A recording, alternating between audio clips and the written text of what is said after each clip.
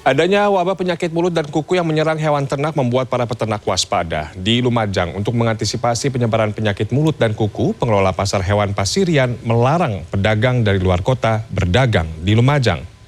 Pasar hewan hanya melayani pedagang dari lokal Kabupaten Lumajang. Pengelola pasar juga melakukan penyemprotan disinfektan di sekitar pasar sebanyak 2 kali dalam seminggu. Data Dinas Pertanian Kabupaten Lumajang, 7 dari 380 ekor sapi yang terjangkit penyakit mulut dan kuku ditemukan mati. Selain itu, 7 ekor kambing juga dilaporkan terjangkit penyakit mulut dan kuku.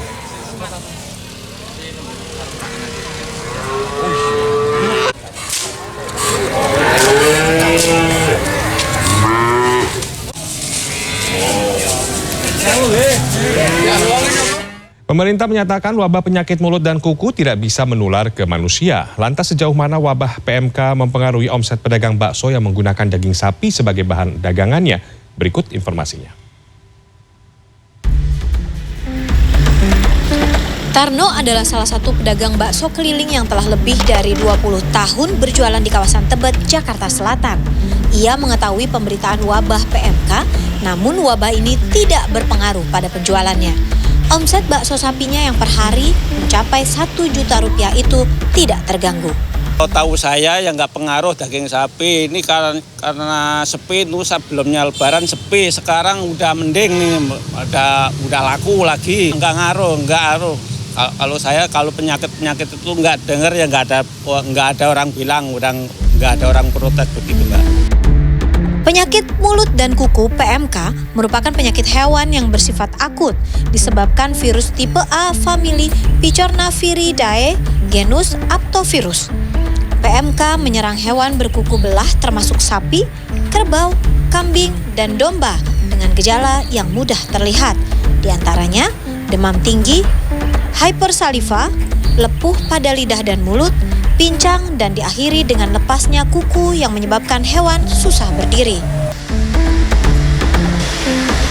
Memasak daging menjadi salah satu cara yang memberikan rasa aman bagi kita untuk mengkonsumsi daging hewan ternak di tengah merebaknya wabah penyakit mulut dan juga kuku.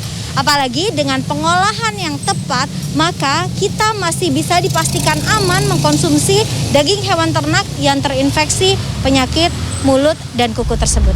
Beberapa pembeli bakso mengaku tidak terpengaruh dengan penyebaran wabah PMK karena yakin pengolahan daging sapi dalam bakso dilakukan secara tepat. Khawatir sedikit ya, Mbak. Cuma kalau pada saat pembuatan penyajiannya itu dengan benar, baik, bersih, saya rasa agak sedikitlah berkurang rasa khawatirnya. Enggak juga sih, enggak semuanya juga begitu sih Mbak ya. Tergantung dari pengolahannya aja masaknya atau enggaknya ya. PMK bisa menular melalui kontak langsung, terbawa manusia, dari peralatan ternak atau kandang, bahkan melalui angin. Penularan sangat cepat dengan masa inkubasi sekitar 2 hingga 14 hari sejak hewan tertular hingga timbul gejala. Meski tingkat penularan PMK ke sesama hewan mencapai 100%, namun PMK beresiko rendah untuk menular ke manusia. Hal ini diungkap Menteri Pertanian Syahrul Yassin Limpo pada 11 Mei lalu.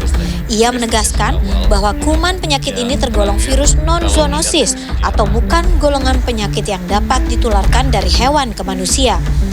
Karena itu, konsumsi daging hewan dengan PMK masih bisa dilakukan asalkan ditangani secara tepat. Yang tidak boleh hanya pada tempat-tempat yang langsung terkena dengan PMK, misalnya organ-organ tertentu yang terkena, misalnya kaki, ya tentu saja harus diamputasi dulu, tetapi jeroan nggak boleh, atau mulut yang terkait dengan bibir dan lain-lain, atau lidah yang ada, cuma itu yang memang tidak direkomendasi. Hingga saat ini pengobatan PMK pada hewan masih belum ditemukan. Namun sejumlah langkah untuk mengatasi penularannya melalui karantina, sterilisasi menggunakan disinfektan, serta pemberian antibiotik dan suplemen untuk meningkatkan imunitas hewan terus dilakukan oleh pemerintah. Sufiani Tanjung, Aryo Asmoro, Jakarta.